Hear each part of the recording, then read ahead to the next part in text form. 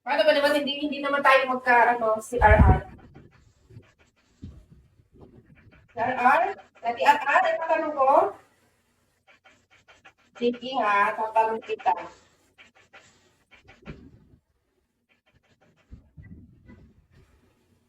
Tatanong kita talaga.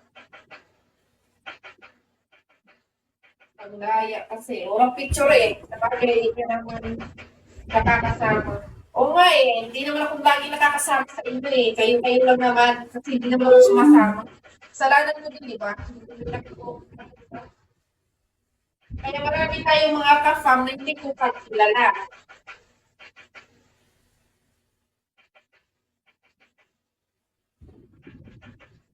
Ay, ito yata si Daddy, Daddy Jewel. Nakita ko sa sa group chat. Si Daddy Joey. Joey ba yung pangalan mo sa Facebook? O hindi ako nagkakamali. Nagtatawanan pa ako. Huwag pa yun. O, totoo, di ba? Hindi na ako magtatanong. Hindi na ako magtatanong. Banggitin pa.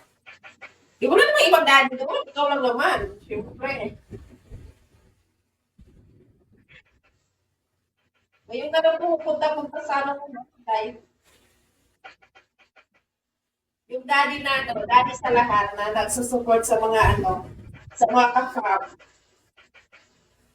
Yung hindi hindi ka nakakita. Diba? Thank you. Hindi kasi ako nagpipili, kaya walang ano ko ko eh. Thank you, Daddy. Yung daddy na ako sa'yo, ah. Daddy na rin kita. Thank you, Daddy.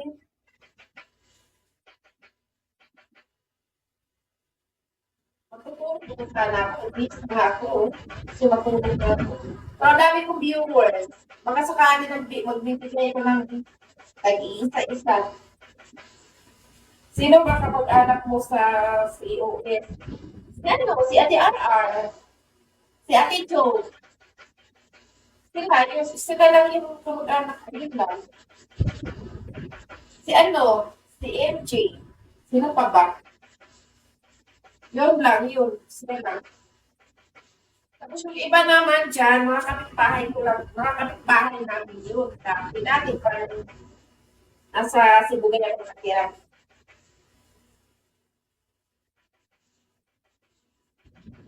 Sino mami? Diba? Mami Sugar? Kapitbahay namin yun.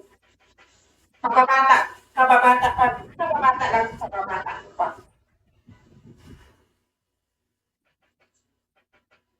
Sibugay ka din. Oo, Sibugay ako. Kaso lang, matagal na ako hindi nakatira doon sa Sibugay.